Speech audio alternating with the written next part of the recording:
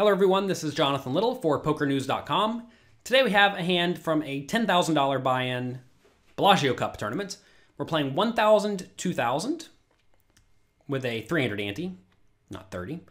Folds around to me in the small blind, and this is a situation with my 25 big blind stack where I'm going to be limping a ton.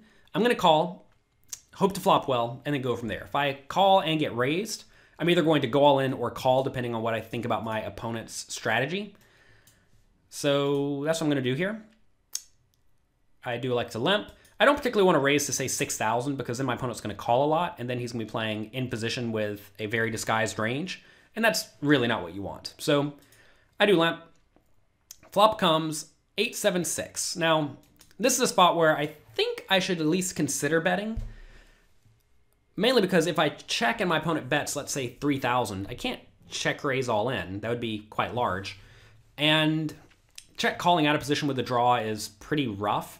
That said, this is a board that should connect well with my opponent's random checking range, right? So I'm not exactly sure what the right play is. Very often I am advocating betting with your best made hands and your draws, and this is very clearly a draw, right?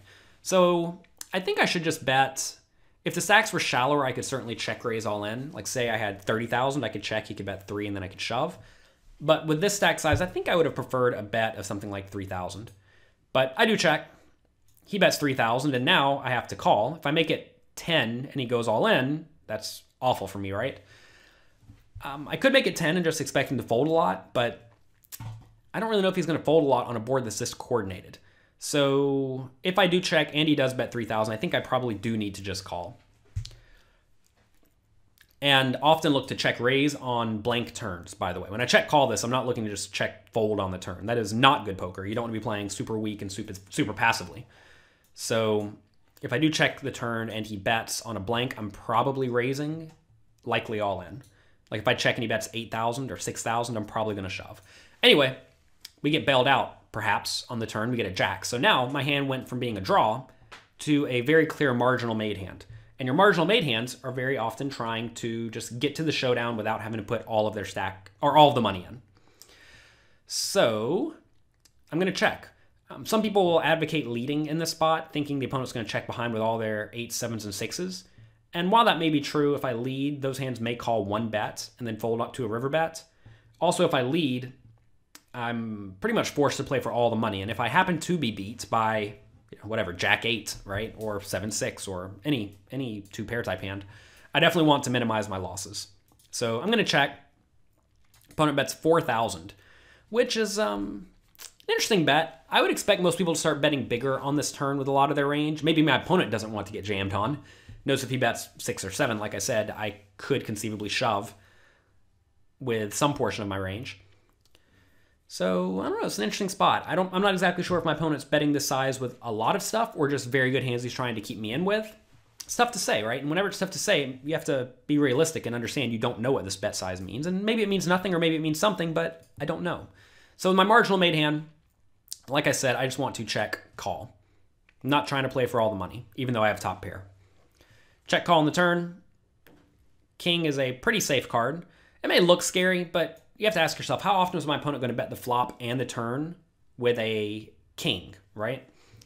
If my opponent had king 9, maybe he would keep bluffing, or maybe king 10, but that is pretty much it. You would think most people would check the flop or the turn with a hand like king queen or king 3, right?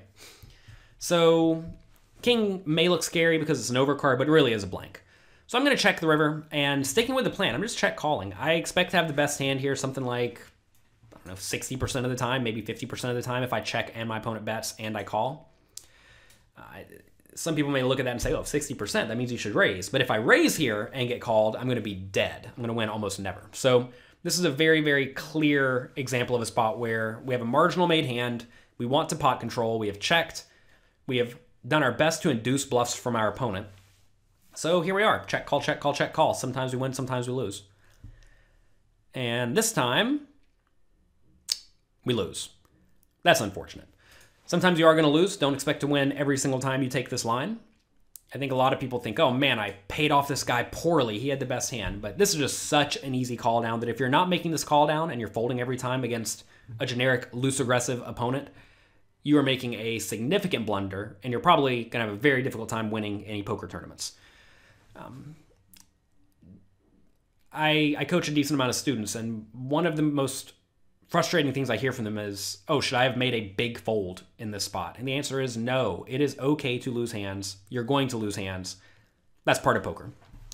So if you like this type of video, definitely check out my training site, pokercoaching.com. We just launched a rewards program now where you can play the quizzes there, which are very similar to these videos, and get rewards. You can use those rewards to get access to my training videos, and go check it out. You can sign up for a free trial at pokercoaching.com. It's free. There's no reason not to. So anyway, thank you very much for being here. Be sure to check back next time on Poker News for another fun poker hand. Thanks for watching.